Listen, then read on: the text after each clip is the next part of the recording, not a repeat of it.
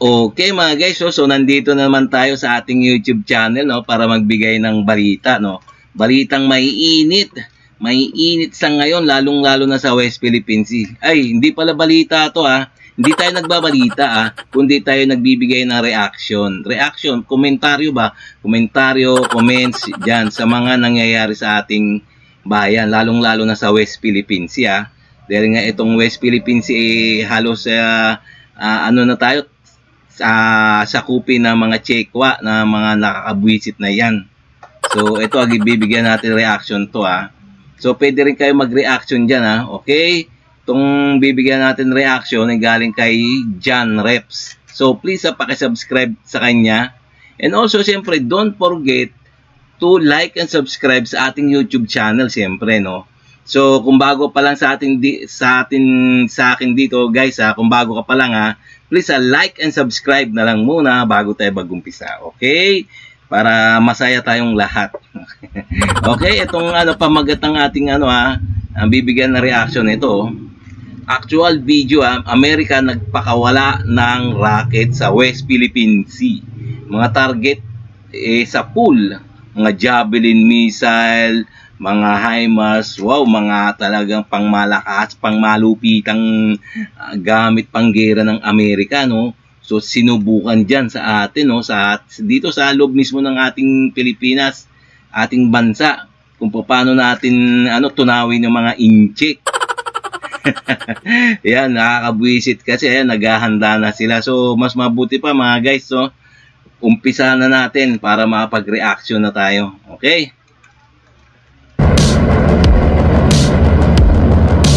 Mula sa isang US Navy ship na nakahinto sa dagat ay mabilisang dumating ang dalawang landing craft air caution ng Amerika sa Rizal, Palawan kahapon. Ahoy!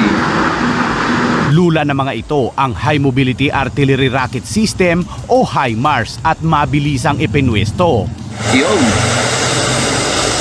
At maya-maya pa, kahit na malakas ang buhos ng ulan, ay umalingaw-ngaw at gumuhit sa himpapawid ang mga rockets na pinakawalan ng HIMARS. Yan ang HIMARS. Ang HIMARS ang unang tumira sa kunwari papalapit na mga barko ng kalaban.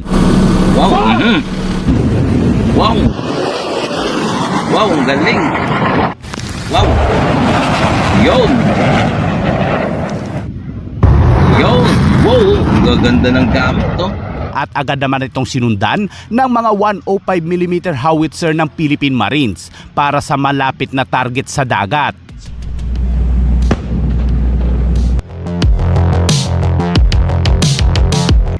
Kung titignan niyo, no, gaganda ng mga mga rocket system ng Amerika, no.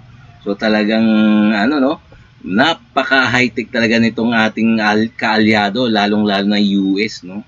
Na kanilang mga gamit talagang sophisticated. Talagang nararapat na magkaroon tayo nito para panlaban natin sa mga Chekwa na yan. In this scenario, that joint task force had identified, certain targets that were here on the maritime environment, passed that over to the HIMARS and allowed us to engage those at the ranges appropriate for those HIMARS before passing it off to those other systems, both within WESCOM as well as the 15th Marine Expeditionary Unit. And that's exactly why Bala-Catan is so important, that we are shoulder to shoulder, and it shows that when we operate together, when we look at our interoperability, the human, the technical, the procedural interoperability, we are stronger together, and we have shared interests to make sure that we are stronger together. Nagpaputok din ng mga sundalong Amerikano at Tignan nyo naman yung commanding yung Amerikano na yun commanding general na yun, commanding general dyan sa West Philippines talagang sila willing na tumulong at turuan ng ating mga Philippine soldier, mga ating mga sundalo, no? Pilipino ng mga Star Cluster upang makita ang kalaban sa gabi habang ang ground troops ay nagpapaulan ng bala. Ang mga bangka ang ginawang target ng mga sundalong Amerikano at Pilipino sa live fire exercise. At sa nakitang performance Yun, ng HIMARS, nakakatakot yun, mainam daw na magkaroon nito ang Pilipinas para lalong pagtibayan ang external defense capability ng bansa. Ang HIMARS ay matagal na ring nasa wishlist ng Philippine Marines. Any new equipment will be beneficial to the armed forces, not only for Yes, kailangan talaga magkaroon tayo ng HIMARS. Kasi ayun ang nakakatakot HIMARS. So, ayun talagang nagpapalubog ng isang mga naval asset to, ng mga Chekwa. for the Marines. We also welcome those kind of hardware. So I think it will be very, very beneficial to our country. Ang mga ginamit na armas sa live fire exercise na ito ay nakaharap lahat sa West Philippine Sea, kung saan madalas ang panghaharas ng China sa mga barko ng Pilipinas. Kung Ayan nakaharap yung mga kanyo ng mga missile mismo dun sa China, kung saan sila nagkukumpulan. Laking laking pang-aasar nito sa mga inchik. tingnan sa mapa, nakatapat ang Rizal Palawan sa Ayungin Shoal na kalapit ng Panganiban Reef na kontrolado ng China kahit napasok sa ating exclusive economic zone. Kaya tinanong ang Armed Forces of the Philippines kung hindi kaya masamain ng China ang nakaharap na mga rocket launcher sa West Philippine Sea. It's very speculative. This is quite a distance and we are only firing within our maritime zones and our territory. Narito naman ang iba pang mga video mga kabayan ng patuloy na balikatan exercises sa pagitan ng mga sundalong Amerikano at Pilipino. Yun. Gaganda ng gamit So sana ay magkaroon tayo niyan at sana ay masanay pa ang ating mga sundalong Pilipino para sa mga kung paano tunawin mga incheck.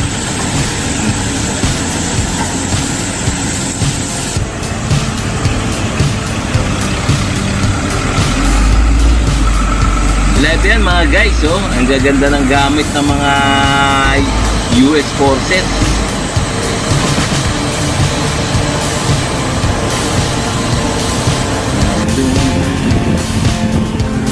Wow, may aeroplano, drone.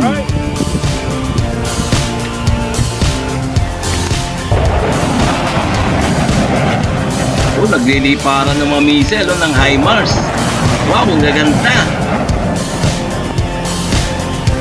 Talagang katatakutan talaga tayo niyan.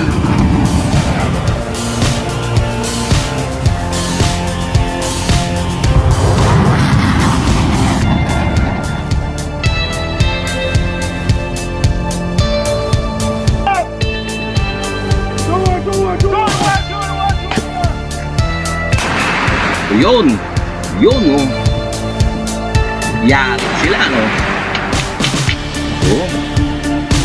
galing. Yun lumipad yung javelin yun wow. Pag di pa natakot pag di pa na umatras yung mga Chekwa dyan, ewan na lang lintik sila, lintik ang walang ganti.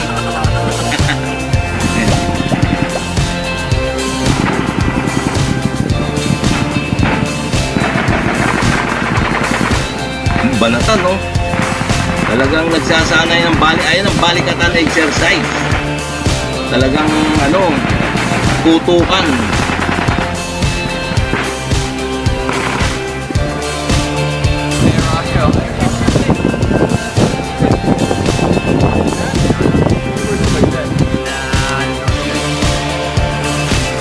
Mga senaryo yan senaryo na nandyan na yung mga inchik. Ayun, kanila babanatan.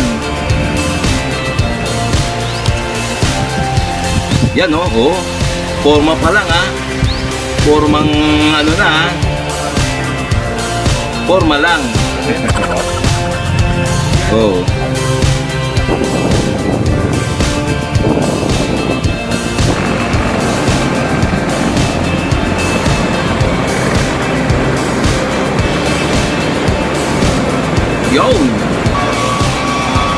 Yun mga makikisig yung mga Philippine Marine natin makikisig. Ayan may helicopter ng US. Napakalakas talaga niyan.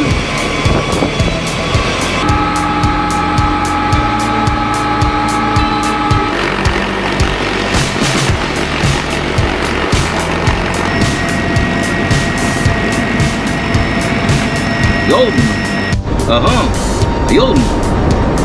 Yun. Talagang ano, praktisado na mga Philippine Marines. Yun. Yun, inubo na ako.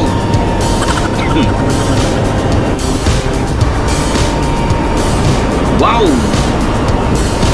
Wow, kagaganda, no? Ang lalakas nila, no? Gaganda nilang tignan, talagang ano, handang-handa na sa gera.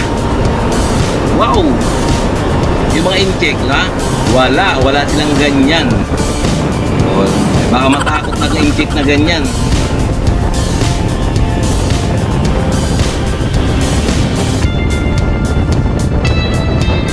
O, tinan mo, nasa area na. Talagang praktisado ang mga US at ang mga sundalong Pilipino. Wow! Yan, o. Yan! Okay.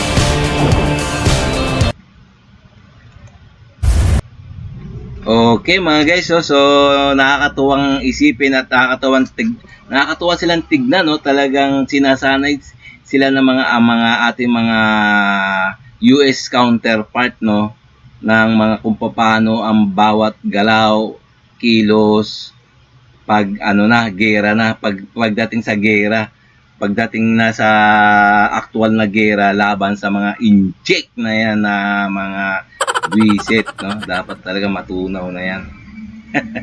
Okay, no? So maganda yung pinakita ng balikatan exercise, no? Talagang sinasanay ang ating mga kasundaluhan. So sana nga magamit nila yan, no? Magamit nila. Ay, wag naman sana. Ewan ko, pwede rin kayo magbigay ng comments dyan, ha, mga guys, ha. So okay, no? Kung nagustuhan nyo yung mga ganitong mga reaction video, please, like and subscribe na lang muna sa ating YouTube channel, ha, sa baba, ha. Like and subscribe. Okay?